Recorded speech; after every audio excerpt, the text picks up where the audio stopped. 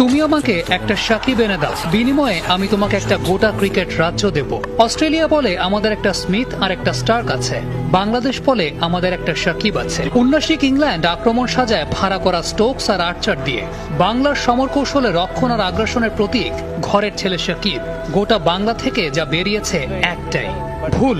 গোটা বিশ্ব থেকে সাকিব ওই একটাই বেরিয়েছে। সাকিব যে একের ভেতর অনেক, সাকিব যে ক্রিকেট রাজ্যের এক বিদ্রোহী রাজপুত্র। 22 গজের ওই রাজ্যে সাকিবের সামনে দাঁড়ানোর যোগ্যতা রাখে কজনা।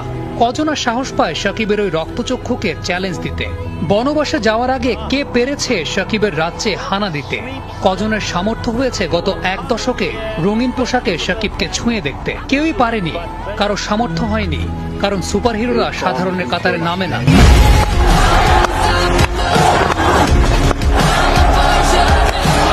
He's bowling in